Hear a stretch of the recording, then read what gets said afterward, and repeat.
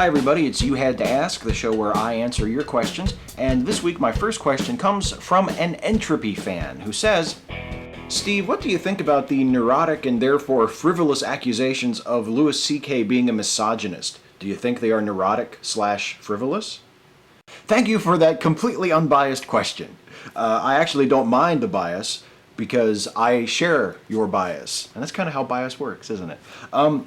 I don't think that Louis C.K. is a misogynist. I think, actually, of all the male voices, authorial voices on television or in media in general, be it in stand-up comedy or TV or film or whatever, of all those male voices, his certainly has to be one of the most emphatically feminist voices that there are, that are speaking right now. If you follow his stand-up act over the years, as I have, if you watch Louie, as I have religiously, I think it's an incredibly feminist show. And I think it has some very often subtle, but nonetheless very powerful criticisms to make about male attitudes and male behaviors toward women.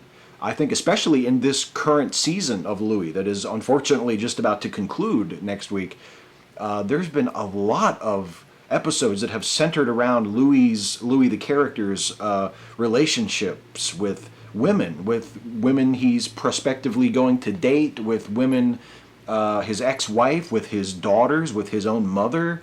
There's been a lot of drama and comedy and insight, I would say, wrung out of the male-female dynamic in a way that I feel, in terms of commentary, is very feminist and certainly not even remotely misogynist. One of the things people who maybe come to Louis C.K.'s work sort of in a more superficial way without really understanding his point of view in a larger context might not realize it, because he says cunt and because he makes fun of Sarah Palin in really crude, vicious ways, or at least he did infamously one time, and because, that he must be a woman hater or he must be a misogynist, and that's a really superficial, glib interpretation of the guy and his work and the attitudes that he expresses through his work. Here's one from Louie Wallenberg. I don't see this whole thing about rape culture. Rape culture? Just listen to the words. Rape culture? So there's a culture about rape on how you should do it? There are rules and traditions on how you should rape a woman? Someone please explain to me what rape culture is without going for the flawed idea that perpetuating rape as an okay thing, and hence it shows that we have a rape culture. I would suggest that by deconstructing the term and pretending to be befuddled by what it means, you are being pedantic. Rape culture refers to a set of perceived attitudes, a set of rationalizations, a set of perceptions regarding rape that it is argued by those of us, because include me in that group, who agree with the concept of rape culture as being a real thing and a significant thing, that encourage people to have a tolerance about rape, or a minimization of rape's seriousness, or an impulse to sort of spread the blame around when it comes to rape, to victim blame, to say, well, yes, of course rape is wrong. Of course everybody knows rape is wrong. Rape is a horrible crime. But if you hadn't been dressed that way... That's an example of one attitude that is indicative of rape culture. Most people nowadays are smart enough to be able to condemn rape if they are offered that choice. Most people aren't going to say, if offered the choice, or if they have had a rape described to them or something. Most people are not going to say, well, look, I'm just going to go ahead and say it. I don't think rape is that bad. Most people aren't going to say that. And most people probably don't feel that. Honestly, they're not just covering, they honestly don't think that. They probably do, when forced to think about it, think that rape is a bad thing. But they may also possess and exhibit and help to perpetuate and model attitudes that make it easier for people to get away with rape, and that make it more likely that people, unfortunately, particularly women, will be raped. That's what we talk about when we talk about rape culture. And again, deconstructing the term and asking all these incredulous questions like, well, what rape culture? Just look at the term. That is not a good argument. I think that's a really pedantic argument, and it suggests not only that you don't understand the term as it is actually used, but that you don't really want to. The accountable account. Hey Steve, what's your opinion on religious films? Now, I'm not referring to films like Noah or films that have religious themes, as long as they aren't too preachy, but rather films that have the sole existence of promoting a religion and or indoctrinating the youth. Films like God's Not Dead or A Matter of Faith that target young audiences with such terrible messages they actually anger me quite a bit. I find it insulting to not only myself and fellow atheists, non-religious, but to the youth forced to watch it. So my question is, do you believe we should react to these films as we would other propaganda films? Thanks, and by the way, great Ray Comfort impression, all the best. Well, thank you for overpraising my mediocre at best Ray Comfort impression, which didn't even sound like a, a New Zealand accent. But yeah, I think you're right by calling them propaganda films. I think we should critique them and respond to them. At least that's how I respond to them, and as you would respond to any other propaganda film.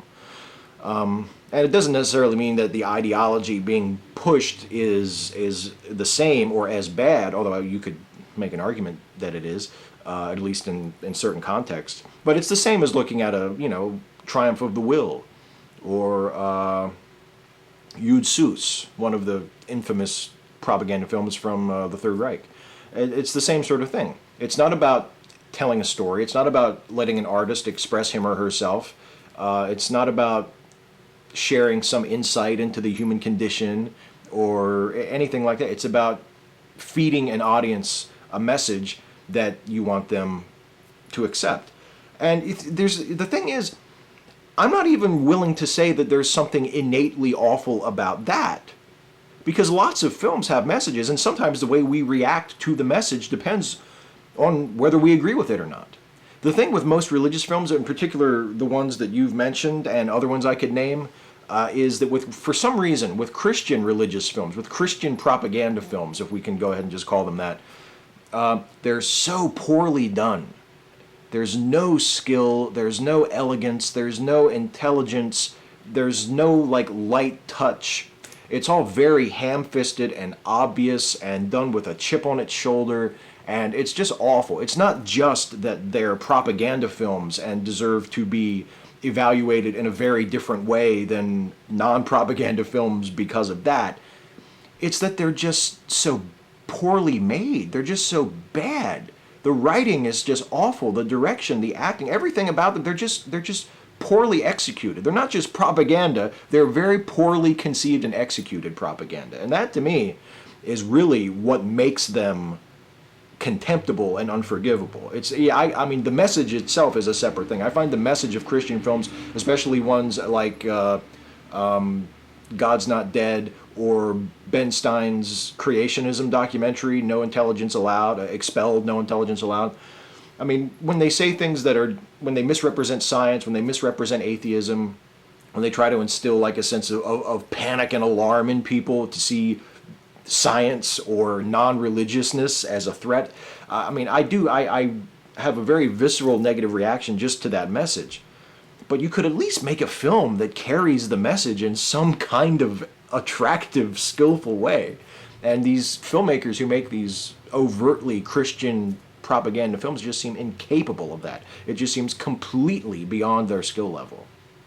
Dylan Olmstead, what do you think of the idea that people tend to debate in order to win? I personally think it's stupid because whenever I'm debating somebody, assuming I haven't gotten to the point where I say some stupid shit because it's gotten kind of heated, in which case I generally retract the statement a few minutes later, I enter the debate with the thought that hopefully something I say will make them see the issue differently, and that something they say will make me see the issue differently.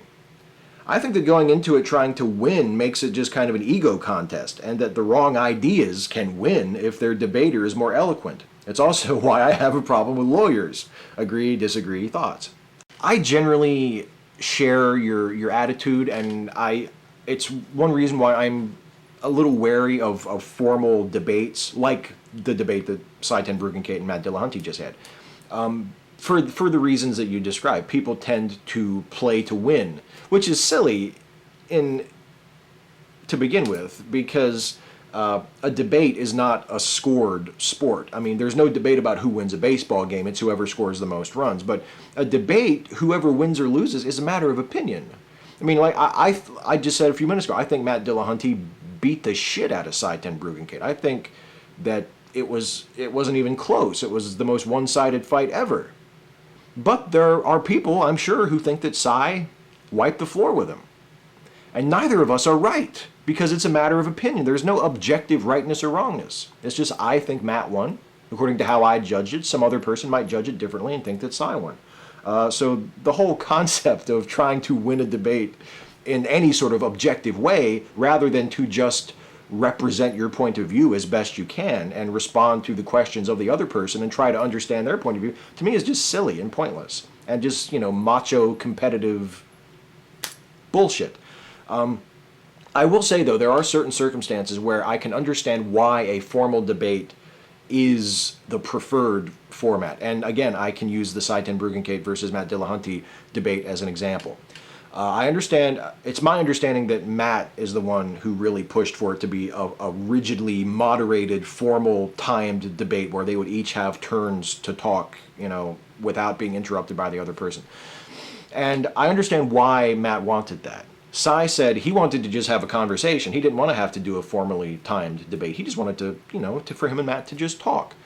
And that's fine if you can trust the other person to let you talk.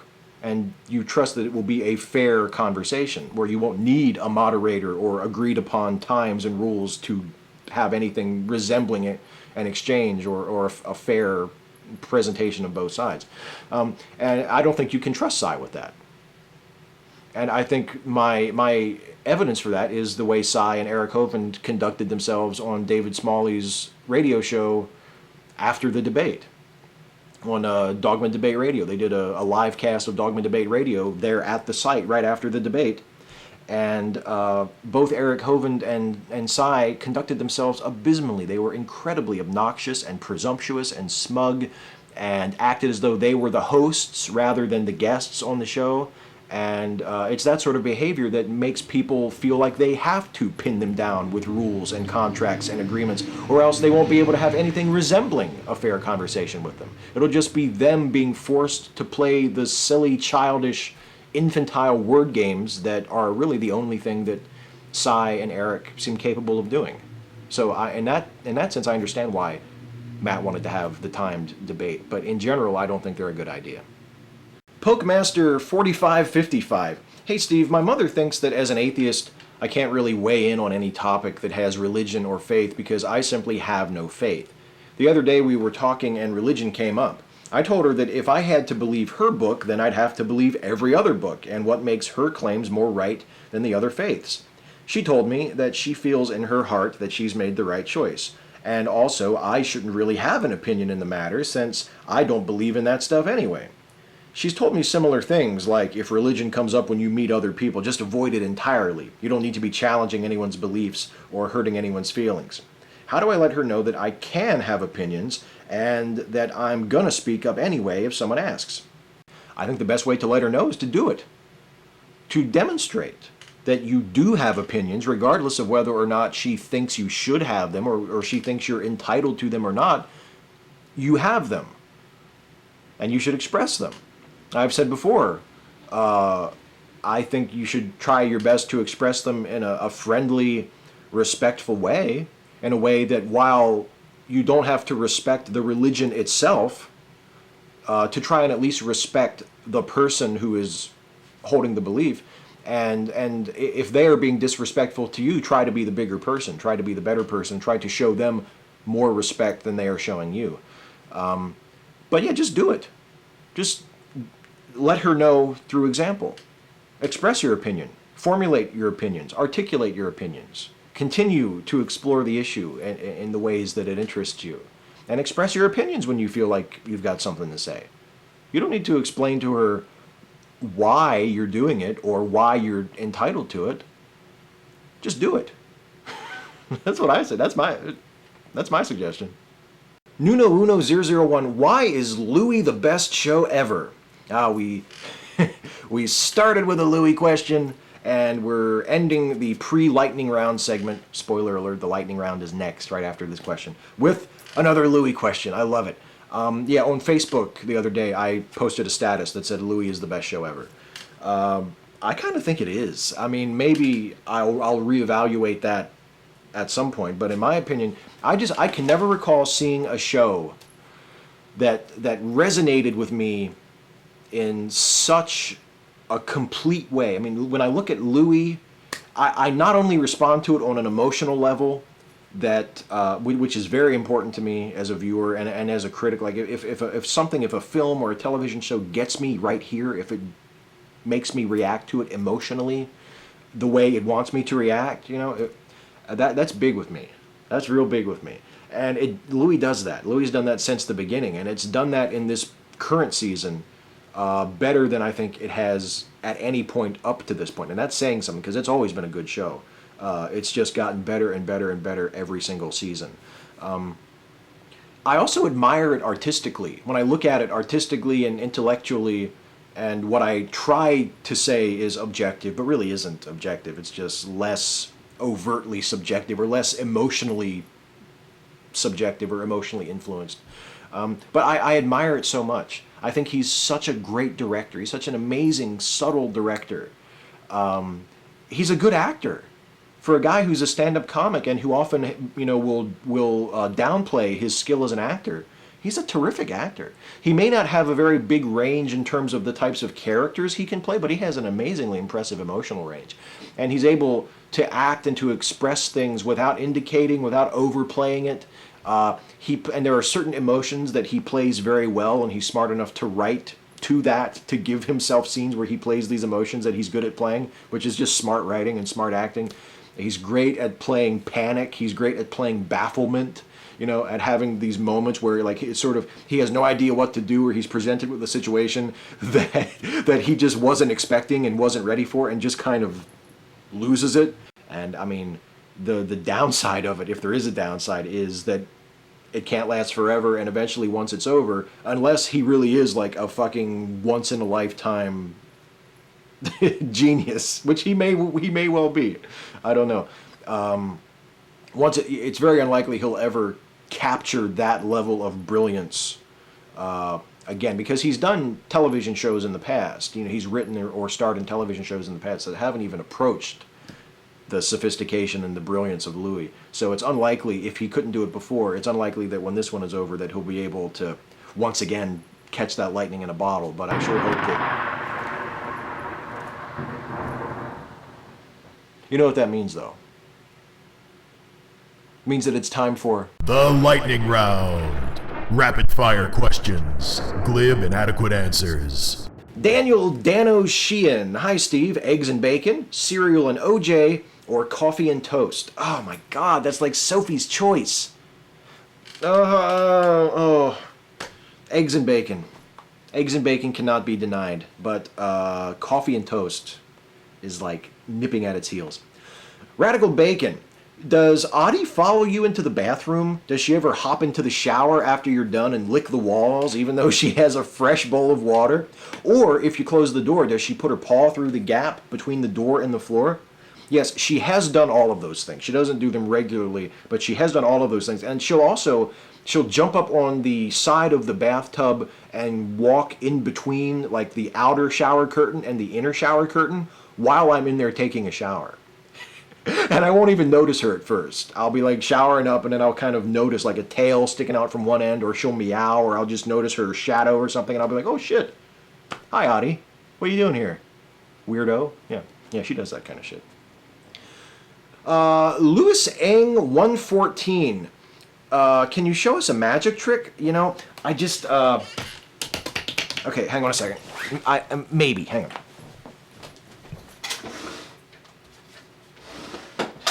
Okay. The thing is, this was poor planning on my part. This is the lightning round, and sometimes people bitch that the questions take too long to answer anyway. So I can't really show you the actual trick. I'll just have to skip ahead to the ending. Okay? So here we go. This is just imagine that I did an awesome trick. Okay? And then this is the big reveal at the end. Okay? Is this your card? What do you think? Okay. Adderall Apocalypse. Steve, I've seen a lot of your videos, and especially in the earlier ones, I've noticed that most of them have about 100 thumbs up and 1 thumb down. I don't know if this is still as consistently the case as it was a few months ago, but do you have any idea who this one person is and why they be such a hater? Thanks. I have no idea who it is, and I don't really care, but I imagine it's probably someone who, like, watched one of my videos where I talk shit about Ron Paul and is just carrying a grudge this whole time, or, he's talked shit about Ayn Rand. I just know he never even read one of her books. And he's just like, fuck him, fuck him, fuck him. Like, he hates me, but yet he has to watch every one of my videos just to thumb it down. So I think it's probably something like that. It's not that I can't ever be wrong or that people never have any legitimate reason for thumbing me down. I accept that you're going to get thumbed down. That's actually kind of cool. I don't care about that. But yeah, when the video always gets 1 thumb down, you start to get a little suspicious that maybe it's the same person. And maybe they're just kind of trying to grind an axe in the least effective, most impotent, pointless way possible. Case Against Faith 1. Hey Steve, did you like Babylon 5? It was the premier long-term storytelling sci-fi show.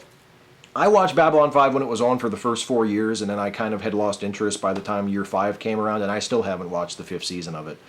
Even when I was watching it, I liked it at the time, but now, and I haven't gone back to watch it really since it was originally on, so it's been a long time since I've seen it. And it doesn't really stay with me. I remember things about it, I remember things I liked about it, particular episodes or particular characters, but it doesn't really stick with me. Like a show like Star Trek or, one of the other Star Trek shows that I like Next Generation or Deep Space Nine, they stick with me. I remember more specifics about them, and they seem to have more of a, more longevity, more staying power in my brain than Babylon 5 did. I don't know if that's a function of the long-form storytelling or not. Captain Andy, what is your opinion of people who don't vote? I think they're entitled to not vote. I don't want to browbeat them and shame them into voting. But I do kind of wish they would vote. It's not that hard. It's not that big of a deal. It's the easiest and arguably most important thing you can do as a citizen of a democracy. Logical Cake. I know your general opinion of parades, but what do you think of pride parades? Have you been to one? Can you imagine a Hagerstown pride parade? I can imagine one, but my imagination has no tether to reality at all. I can't really realistically imagine a Hagerstown Pride Parade. Pride, I don't know. I like the idea of Pride Parades. I like the fact that it's a statement, that it's an oppressed group coming out, I guess, pun intended, and showing itself unafraid, unapologetically, unashamed. I think that is awesome. I love seeing LGBT people who have long been downtrodden in our society, standing up for themselves and presenting themselves and saying, we're here and we're not going to be ashamed, and if you don't like it, deal with it. I think that whole thing is awesome. 100% behind it. But I still don't really feel like watching the parade. Double A. Hey Steve, how are you? Regarding pregnancy, do you feel that there is a time where the fetus has developed to a point that the woman's right to choose should be forfeited? For example, if a woman is 8 months and 3 weeks pregnant and decides she wants an abortion, do you feel that is still her right to make that choice? Just to clarify, my question is regarding healthy pregnancies where conception was consensual. Thanks. Yeah, so like an elective abortion, essentially. I think that decision should be made between the pregnant woman and her doctor. I am not qualified to have an opinion on whether or not there is any significant difference between a fetus of, let's say, 7 months and 3 weeks and a fetus of 8 months and 3 weeks. I am completely unqualified to make that determination, whether it makes any difference, whether there's any meaningful difference between the fetus at those two stages. That is a decision that a doctor and that pregnant woman should make and should be allowed to make. That's my feeling. I think it's terrible that abortion laws and so much of the abortion debate has been driven by people who are completely unqualified to make decisions and judgments in this area. So I would love to see it be treated more like a medical issue, settled between doctors and patients. Tony Reed, hey Steve, I am currently working on a series of evolution creationism videos. I know you film 3 5 Stupid Things videos at once. Do you upload them one at a time on the day you post them? Or do you upload them all at once and leave them on private until you're ready for them to debut? I shoot them all in one day. I edit them over that weekend. I shoot them on a Friday, and then I edit them over that weekend. And then I upload them as soon as they're ready, and my channel gives me the option to schedule when videos are released. So I will upload them, and they will be essentially kept private until the assigned date and time, and then they will automatically be made public and be published. So that's what I do. Sam Clemens, RIGL. Hey Steve, if you were to become a kaiju yourself, Mecha Shives, let's say, what monsters would you battle in your film, not just limited to Toho, and what would your powers be? Well, I think my powers would probably be heat vision or some kind of laser beams out of my eyes, just because that's awesome, and heat vision is always the best power to have, objectively. At least it's the funniest. And I would want my kaiju to be kind of a cut-up, kind of a funny guy, you know? And the way it would work, I would love to do like a classic story arc of Toho monsters, where in my first appearance, in my first movie, I would be an evil monster, and I would want to fight Godzilla and maybe like Anguirus or one of his ally monsters from Monster Island. And of course they would beat my ass, and I'd go like, you know, swimming off into the sea or running into the distance to the edge of the soundstage. And then in the next appearance of Mecha Shives, I would be one of the boys. I would be, you know, one of the Monster Island posse, and I would fight alongside Godzilla. That's what I would like to see. So, pitch that to Toho and tell them that I'm willing to wear the Mecha Shives suit. Anybody who has any connections at Toho, make them aware of that. Hey, that's it for the questions. Before I get out of here, I'm going to do a shout out, as I always do. And the shout out this week goes to an awesome channel, and really a brand new channel, a fledgling channel. Always nice to give a little boost to the fledgling channels, because I feel like since they don't have very many subscribers anyway, they benefit the most from getting a shout out from my ass. And the channel that gets the shout out this week belongs to Eve Reele. Eve Reele has a channel that, again, it's just starting. It's not, there's not a lot of content there, but the content that is there is really interesting. There's, it's pretty much mostly just Google Hangouts. But they're Google Hangouts, they're group discussions with intelligent, articulate people about a lot of topics that I think are of interest to people who are interested in atheism and religion and the great debate and that sort of thing. And Ozymandias Ramses II has been in a couple of her Hangouts, and that guy is awesome. And some of the subjects that are discussed on Eve Reele's Hangouts on her channel are the lesser-known atrocities of the Old Testament, whether or not the God of the Bible is a moral monster, whether or not atheists and theists should go through the trouble of trying to find common ground in their debates. So if you're interested in the great debate, if you're interested in atheism and theism and religion and all of that, and you like roundtable discussions and sort of long, informal, casual discussions among people about topics like that, Eve Reele's channel is awesome. It's awesome. Some of the Hangouts are kind of long. Some of them run on for hours and hours, and I understand you might not have time to watch all of that shit, but highly, highly recommended channel for those discussions. I've listened to or watched a few of them leading up to giving her the shout out, and I highly recommend it. A channel that you should definitely be aware of. Well, that is it for this week. I will be back next week to do this all over again, provided, of course, that you guys ask me some questions, because as I say at this time every week, or every one of these videos, if you're watching them all in one day instead of once a week, I can't do this without you. To do this, you have to ask. So leave a comment on this video. Ask me a question for next time. Ask me anything about anything. Anything you want to know, anything you want to hear me opine on, whatever. Nothing is too serious, nothing is too silly, and I will try to answer as many of them as I can in the next video. So until then, thank you as always for watching. Have a good one, and I'll see you later, everybody.